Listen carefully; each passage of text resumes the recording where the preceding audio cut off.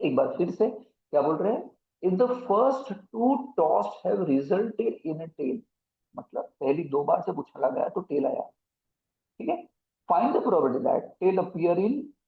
The coin in all the three tries, तो तीनों के तीनों बार टेल आए उसकी प्रोबेबिलिटी क्या होगी वो आपको फाइंड करना है, ठीक है। चलिए पहले पहली बात जब किसी भी कॉइन को अगर तीन बार टॉस करते हैं या तीन कॉइन को इकट्ठा टॉस करते हैं, दो बातें हैं, एक ही कॉइन को आप बारी बारी तीन बार उछालो या तीन कॉइन को एक साथ उछालो, तो यूनिवर्स क्या निकल के आता है, मतलब यूनिवर्स में क्या निकल के आएगा कि अगर थ्री कॉइन को तीन बार, एक कॉइन को तीन बार उछालोगे तो बैलेंस्ड कॉइन टॉस्ड ट्वाइस, तो टोटल पॉसिबल आउटकम क्या बोलेंगे, टोटल पॉसिबल आउटकम यानी एन इज इक्वल टू, क्या आउटकम निकलेगा, है ना, total possible outcome when a coin tossed three times, तो क्या होगा, तीनों के तीनों बार क्या है, एच आ जाए, ये हो सकता है का तो, है ना। देखो ये जो पीछे वाला ना इसे चेंज करेंगे, देखो सिर्फ इसको चेंज करेंगे, सिर्फ इसे, सिर्फ एच को ही चेंज करेंगे, बोलो क्या आएगा, तो एच, एच और लास्ट वाले को ही चेंज करना था, तो यहाँ पे लिख देना तुम टी, ये दो हो गए। चलो अब क्या करेंगे, ये एच वाले को चेंज किया था ना, उसके आगे वाले को, अभी आगे वाला मतलब कौन है, यहाँ पे देखो ये एच है, इसे चेंज करेंगे, तो यहाँ पे भी चेंज करेंगे और यहाँ पे भी चेंज करेंगे, यहाँ पे तो क्या निकल के आएगा बताओ, एच, ये एच का एच, है ना, यहाँ चेंज करना है एच को तो क्या हो जाएगा टी, पीछे वाला सेम रखेंगे एच, इन द सेम वे यहाँ पे भी, ये पहले क्या था एच, पहले एच था तो एच रखेंगे, बीच वाले को चेंज करना है, देखो यहाँ पे एच को, इसे कर देंगे क्या टी, और लास्ट वाले को सेम रखना है दैट इज टी। अब क्या करेंगे, इन चारों में, इन चारों में पहले वाले को चेंज करेंगे, यानी इसको, एच को, इसको, इसको और इसको चेंज करने का मतलब है अगर एच होगा तो टी लिखना है, टी होगा तो एच लिखना है, पीछे वाले जो भी लेटर है उसको सेम रखना है, तो क्या हो जाएगा, ये हो जाएगा टी एच एच, फिर हो जाएगा टी एच टी, फिर हो जाएगा टी टी एच एंड फिर हो जाएगा टी टी टी। ये हो गए टोटल पॉसिबल आउटकम जब एक कॉइन को तीन बार उछाला जाएगा तब, ठीक है। चलिए अब क्या बोल रहे हैं, if the first two toss have resulted in tail, अब ये क्या लिखा है, देखो इफ लिखा है, इफ लिखा हो इसका मतलब क्या, ये हो गया कंडीशनल प्रोबेबिलिटी, ये क्या हो गया कंडीशनल प्रोबेबिलिटी में चलेगा, ठीक है। तो ये जो if the first toss, if the first two toss have resulted in a tail, को मैं मान लेता हूं फॉर एग्जांपल इवेंट बोल देता हूं, मैं कुछ भी बोलूं, फॉर एग्जांपल बोल देता हूं इवेंट ए, क्या बोलूंगा, if the first two toss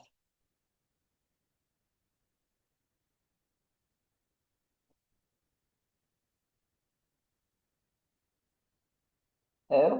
resulted into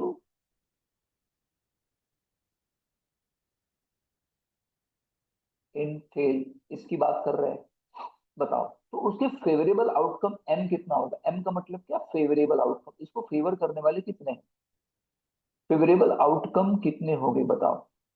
क्या बोला गया, if the first two toss have resulted in tail, तो चेक करो, देखो यहाँ पे पहले में, यहाँ तो दोनों में एच है, यहाँ पे दोनों में एच है, यहाँ पे एच और टी है, दोनों टी टी नहीं है, यहाँ पे एच है, यहाँ देखो यहाँ पे टी और एच है, यहाँ पे टी एच है, यहाँ पे टी टी है, देखो पहले दो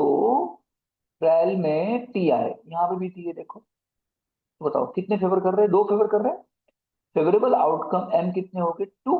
कौन कौन से, T T H and T T T, पता चला ये कितने हो रहे हैं सर, एम मतलब कितने हो रहे हैं दो,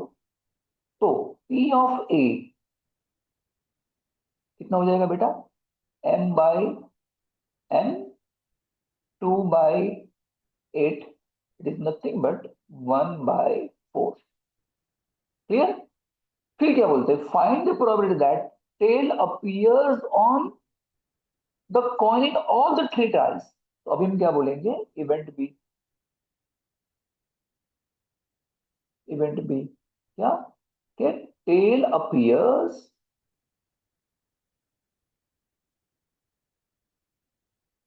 इन all three trials.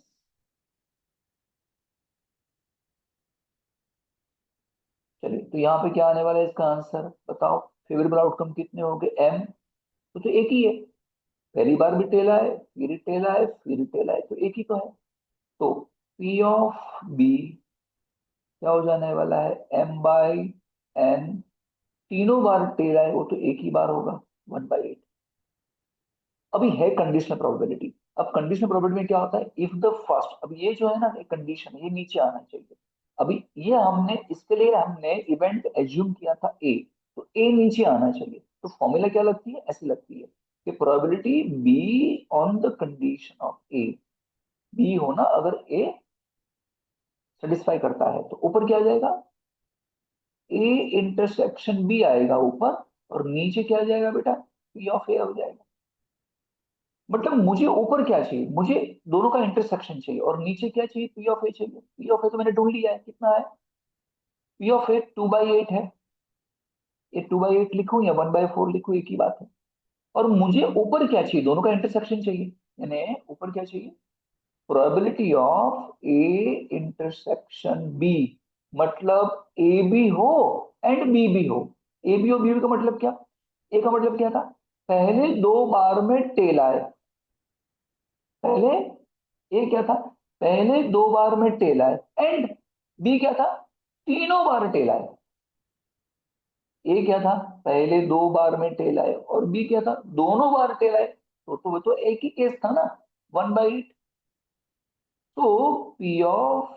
A intersection B is nothing but P of B, ऐसा कह सकते हैं, यस। तो तुम यहां लिख सकते हो सर 1/8। ये क्या हो जाएगा, है ना, ये हो जाएगा बेटा, ऊपर चला जाएगा ये 8, नीचे आ जाएगा 16, इसका आंसर आ जाएगा 1/2। क्लियर। चलिए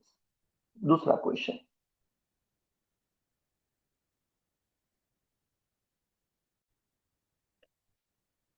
चलिए क्वेश्चन 4,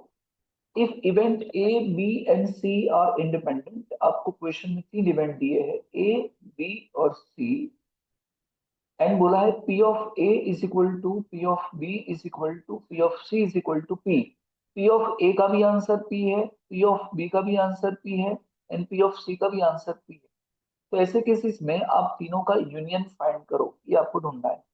चलिए, क्या फॉर्मूला थी यूनियन की, कि अगर आपको probability of A union B union C find करना है, तो क्या करना पड़ेगा आपको, P of A plus P of B plus P of C minus क्या, probability of A intersection B minus probability of A intersection C minus probability of B intersection C, और एक बार प्लस कर देंगे, सभी में से माइनस नहीं कर देना है, probability of A intersection B intersection C, इसकी फॉर्मूला है। चलिए, क्या है बताया गया आपको, पी ऑफ ए कितना बताया गया है, बताओ पी ऑफ ए कितना है, बोलते हैं पी है, तो ये पी है, प्लस पी ऑफ बी क्या है, पी है, प्लस पी ऑफ सी क्या है, वो भी पी है, minus probability of A intersection B, मतलब ए का भी होना एंड बी का भी, दोनों का इंटरसेक्शन। अब समझ रहे हो ना, ठीक है। P of A intersection B का मतलब क्या, इसका मतलब क्या होता है बेटा, P of A into P of B, इसका मतलब ये होता है। तो मैं क्या बोलूंगा, पी इंटू पी, एक चीज हो गया, माइनस यहाँ क्या बोल रहे हैं, probability of A intersection C, मतलब क्या होता है, पी ऑफ ए का भी होना एंड मतलब इनटू पी ऑफ सी का भी होना। तो तुम क्या करोगे, अगेन पी इंटू पी, क्योंकि ए और सी दोनों पी थे, minus in the same way P into P, and plus last में P into P into P. तो क्या हुआ सर, यहाँ पे देखो एडिशन है, ये कितना हो जाएगा 3P। ये क्या हो जाएगा बेटा, ये मल्टीप्लीकेशन है, तो P into P, P square, ये भी पी स्क्वायर, ये भी पी स्क्वायर, एंड यहाँ पे पी इंटू ये क्या हो जाएगा पी क्यूब। क्या निकल के आएगा फिर 3P।